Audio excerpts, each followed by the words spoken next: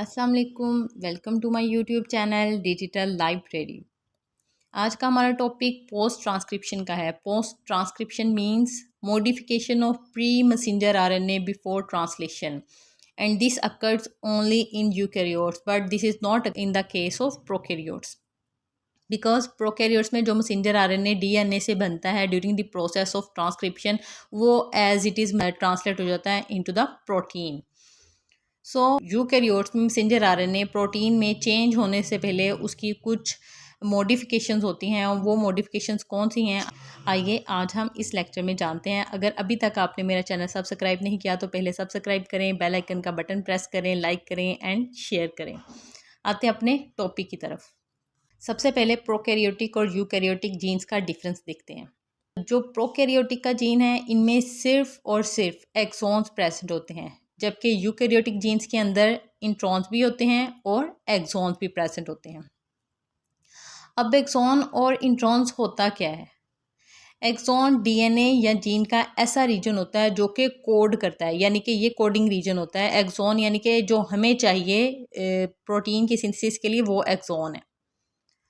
Axon जो कि code करता है for the formation of protein, जबकि इंट्रॉन जीन्स का ऐसा रीजन होता है जिससे प्रोटीन की सिंथेसिस नहीं होती, यानी कि यूं कह लें वो एक्स्ट्रा पार्ट होता है, उसको निकालना होता है। यानी एक्सॉन जो है वो कोडिंग रीजन होता है जबकि इंट्रॉन जो है वो नॉन कोडिंग रीजन होता है।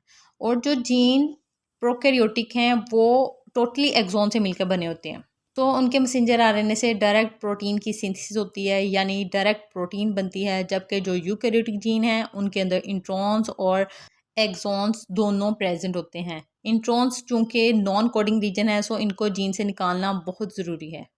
मैसेंजर आरएनए से कट करना बहुत ज़रूरी है। इस प्रोसेस को post transcriptional modification of messenger RNA कहा जाता है।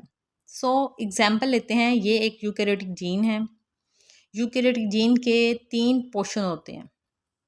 फर्स्ट वाला प्रोमोटर और सेकंड है structural region and the third one is terminator region. Promoter region क्या करता है? ये प्रोमोट करता है ट्रांसक्रिप्शन को कि यहाँ से ट्रांसक्रिप्शन स्टार्ट होती है, और फिर जब टर्मिनेटर रीजन आता है तो वहाँ पे ट्रांसक्रिप्शन जो है वो स्टॉप हो जाती है। सो यूकैरियोटिक जीन में एक्सॉन्स, इंट्रॉन्स, एक्सॉन, इंट्रॉन्स इस तरह प्रेजेंट होते हैं। तो यहाँ पर ट्रांसक्रिप्शन हुई है, messenger RNA pre messenger RNA बना है, यानी कि यहाँ पर डीएनए से ट्रांसक्रिप्शन होकर प्री मैसेंजर आरएनए बना है। यानी अभी इस मैसेंजर आरएनए में मॉडिफिकेशन होगी, ये अभी प्री मैच्योर है। अभी ये मैसेंजर आरएनए बन चुका है। मैसेंजर आरएनए के 2 पॉइंट्स हैं जिस तरीके से डीएनए के होते हैं। फर्स्ट ये 5 प्राइम एंड हो गया और ये 3 प्राइम एंड। सबसे पहला काम क्या होता है? जब ट्रांसक्रिप्शन होती है तो यूकैरियोटिक जीन में 5 प्राइम एंड पर एक कैप ऐड होती है। कैप का मतलब क्या है?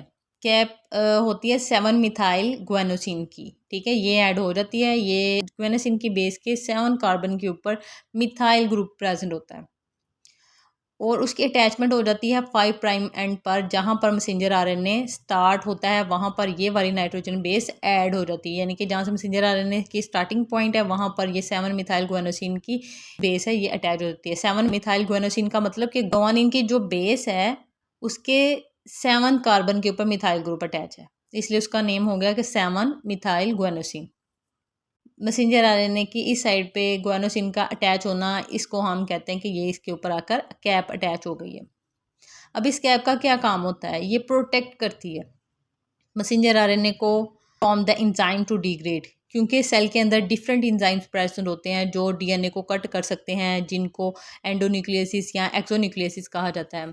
सो ये कैप प्रोटेक्ट करती है मैसेंजर आरएनए को उन एंजाइम से। इसके अलावा जो 3 प्राइम एंड होता है वहाँ पर पोली ए टेल लग जाती है, यानी कि 5 प्राइम एंड के ऊपर 7 मिथाइल ग्वानोसिन कैप अटैच होती है और 3 प्राइम एंड के ऊपर पोली ए टेल लग जाती है। और ये इंपॉर्टेंट एमसीक्यूज है, आपके पेपर्स में भी आ सकता है, इसके अलावा पीपीएससी में भी ये क्वेश्चन आया था।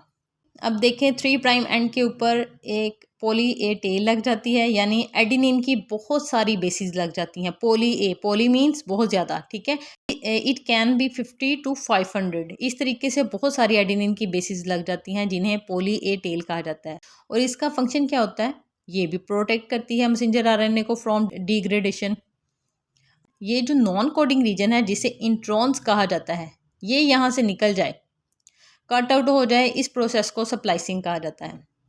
इसको निकालना भी पड़ता है क्योंकि इसका कोई काम नहीं है, ये कोडिंग रीजन तो है नहीं, तो इसको निकालना ज़रूरी है। तो जब इसको निकाला जाए तो इस प्रोसेस को हम स्प्लाइसिंग कहते हैं। स्प्लाइसिंग मीन इसकी स्प्लिटिंग हो जाती है, जो इंट्रॉन्स रीजन है ये यहाँ से कट आउट हो जाता है और ये एक्सॉन आपस में जुड़ जाते हैं। तो इस तरह ये कम्प्लीटली कोडिंग रीजन बन जाता है, जिससे प्रोटीन की सिंथेसिस हो जाती है। इंट्रॉन समटाइम 500 से 1000 यानी कि इतनी लंबी बेस पेयर्स के हो सकते हैं। इसका मतलब ये थोड़ी सी बेसिस नहीं होती, बहुत सारी बेसिस होती हैं जो कि कोड नहीं करती। इनको कट आउट करते हैं ताकि एक सेंस वाला जीन बने, मैसेंजर आरएनए बने और इससे प्रोटीन की सिंथेसिस हो सके।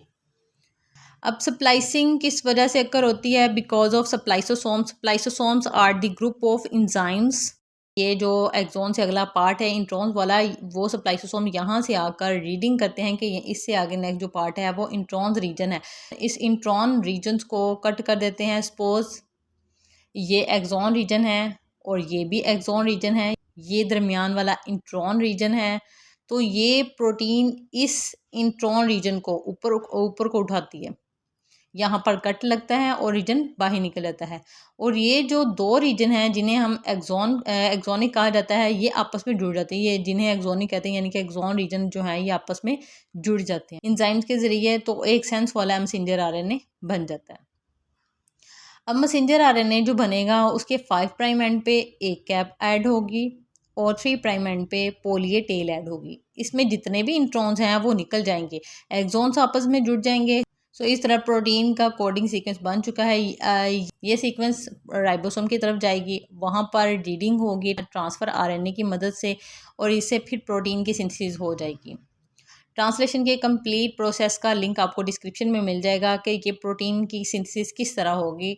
अगर हम क्विक रिव्यू करते हैं पोस्ट ट्रांसक्रिप्शन का, तो जल्दी जल्दी में मैं आपको बता दूं, सबसे पहले डीएनए से ट्रांसक्रिप्शन होती है जिसके रिजल्ट्स में मैसेंजर आरएनए बनता है। और इस मैसेंजर आरएनए में अगर तो प्रोकैरियोट्स के अंदर है तो फिर तो डायरेक्टली प्रोटीन बन जाती है, और अगर यूकैरियोट्स के अंदर ये मैसेंजर आरएनए प्रेजेंट है तो फिर ये मैसेंजर आरएनए प्री मैच्योर होता है। इसने साइटोप्लाज्म में जाने से पहले इसमें थोड़ी सी मॉडिफिकेशन होती हैं।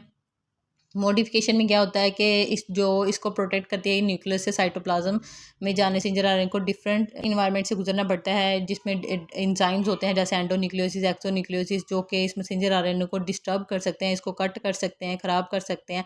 तो इसलिए उसको पहले से प्रोटेक्ट करके यूँ कर लें कि उसको कवरिंग करके उसको ऐसा ड्रेसअप करके बाहर भेजते हैं ताकि उसको कोई भी नुकसान ना हो और वो एज इट इज़ बाहर चली जाए। तो उसमें क्या होता है कि सबसे पहले जो कैप ऐड होती है वो 5 प्राइम एंड पर होती है और इस कैप का नाम क्या है? 7 मिथाइल ग्वानोसिन, यानी कि ग्वानोसिन के 7 कार्बन के ऊपर मिथाइल ग्रुप प्रेजेंट होता है। तो ये ऐड हो जाती है, ये भी डिग्रेडेशन से बचाती है। और मैसेंजर आरएनए की 3 प्राइम एंड के ऊपर एक पोली ए टेल अटैच हो जाती है। पोली ए टेल मीन एडिनोसिन बहुत ज़्यादा यानी कि अटैच हो जाता है। इस टेल का काम भी यही होता है कि ये प्रोटेक्ट करती है मैसेंजर आरएनए को from the degradation.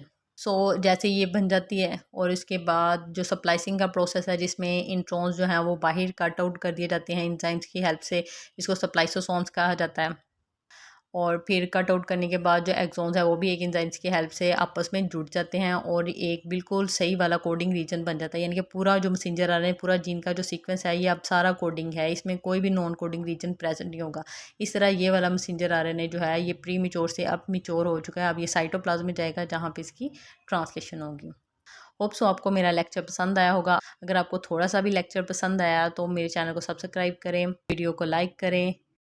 Thanks for watching Digital Library.